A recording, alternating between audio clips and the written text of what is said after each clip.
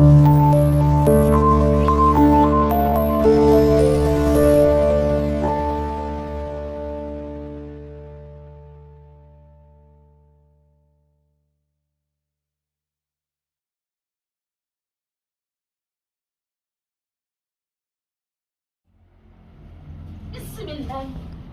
Me gida? Me ya faru ne na ganka cikin damuwa? Me ya faru ne ka san damuwa ka damuwa ta ce? Me ya faru?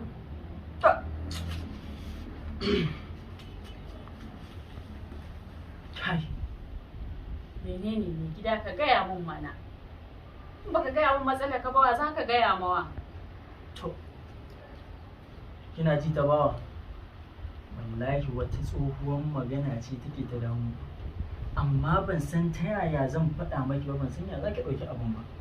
Kar ka damu gaya mun ba matsala. Gaya mun ko ma menene ne. Na san halin ku fa na mata. Ban san ta yaya za ki falle. Eh? Ba komai gaya mun.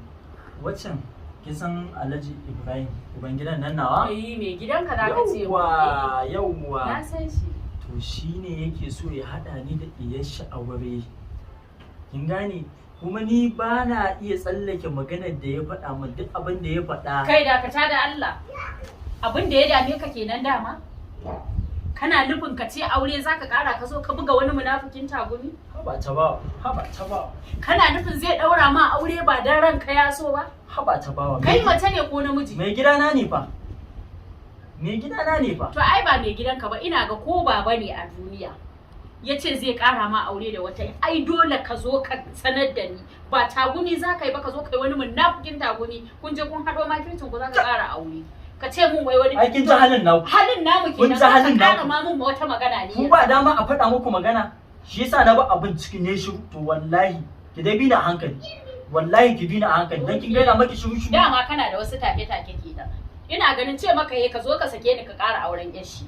Magana kenan. To bismillah jiran ku nake yi daga kai har mai gidan naka. Ai ko sai na taka na je inda. Shin wai auren nan a musulunci nawa aka ce ayi? In ba za ka yi adalci ba aka ce kai ɗaya. In za ka yi adalci ka yi biyu, ka yi uku, ka yi hudu. Har in ka san za ka yi adalci. To yanzu kai kana nufin mai gida a cikin wannan halin canjin rashin kuɗin da muke ciki za ka ƙara aure? Yanzu ka iya tunawa kuka naira 20 ce mun kai transfer za a yi. Ko ba mu yi haka da kai ba? Yanzu za ka je ka ɗauko ɗan mai kuɗi kuka zai da ko ya kawo maka ko garin tuwon zai kawo ma. Amma dai kin san mai gidana ne. Ki tsaya ki bi ni a hankali. Mu ci arziki mu ba arziki inda yake. Kana nufin bi ka a hankali ka yo min kishi? A'a, ta bawa, haba ta bawa. Kai ni har ka sa ma na fara jin wani zafi. Zaki ji, zaki ji.